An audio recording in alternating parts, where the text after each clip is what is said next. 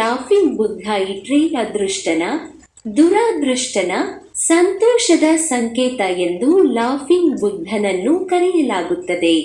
ದುಂಡು ಮುಖದ ಕೆನ್ನೆಗಳನ್ನು ಹೊಂದಿರುವ ಲಾಫಿಂಗ್ ಬುದ್ಧನ ಪ್ರತಿಮೆಗಳು ಪ್ರಪಂಚದಾದ್ಯಂತ ಬಹಳಷ್ಟು ಪ್ರಸಿದ್ಧವಾಗಿವೆ. ನಗುವ ಬುದ್ಧನ ಪ್ರತಿಮೆಗಳನ್ನು ಮನೆಯಲ್ಲಿಟ್ಟರೆ ಅದು ಅದೃಷ್ಟವನ್ನು ತರುತ್ತದೆ ಮತ್ತು ಮನೆಗೆ ಸಂತೋಷವನ್ನು ತರುತ್ತದೆ ಎಂದು ನಂಬಲಾಗಿದೆ.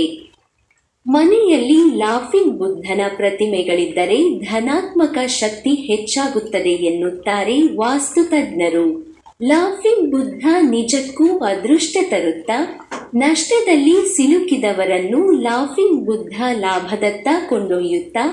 ವಾಸ್ತವವಾಗಿ ತಜ್ಞರು ನಗುವ ಬುದ್ಧ ಮನೆಗೆ ನಿಜವಾದ ಸಕಾರಾತ್ಮಕ ಶಕ್ತಿ ಎಂದು ಹೇಳುತ್ತಾರೆ. ಪಾಸಿಟಿವ್ ಎನರ್ಜಿ ಇದ್ದರೆ ಸುಖ, ಲಾಭ ತಾನಾಗಿಯೇ ಬರುತ್ತದೆ ಎಂದು ಹೇಳಲಾಗುತ್ತದೆ.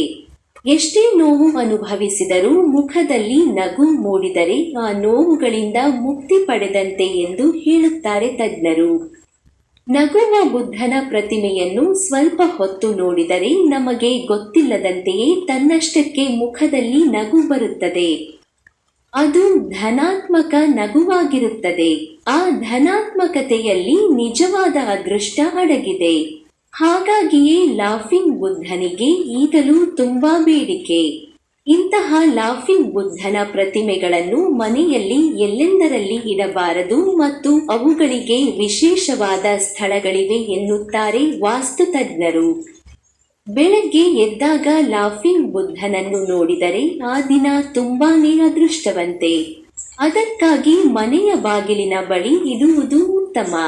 ಇದರಿಂದ ಮನೆಯೊಳಗೆ ಕಾಲಿಟ್ಟ ತಕ್ಷಣ ಕಣ್ಣಿಗೆ ಕಾಣಿಸಿದರೆ ಉತ್ತಮ ಎನ್ನುತ್ತಾರೆ ತಜ್ಞರು.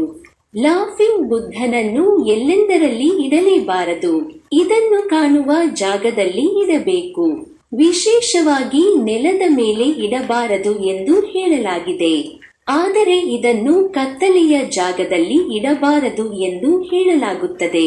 ಇವುಗಳ ಜೊತೆಗೆ ಟಿವಿ ಮತ್ತಿತರ ಎಲೆಕ್ಟ್ರಾನಿಕ್ ವಸ್ತುಗಳ ಜೊತೆ ಕೂಡ ಇಡಬಾರದು ಎಂದು ಹೇಳಲಾಗಿದೆ. ಅದೇ ರೀತಿ ಶೂ, ಚಪ್ಪಲಿ ಸ್ಟ್ಯಾಂಡ್ ಇಡುವ ಜಾಗದಲ್ಲಿ ಲಾಫಿಂಗ್ ಬುದ್ಧನನ್ನು ಇಡಬಾರದಂತೆ.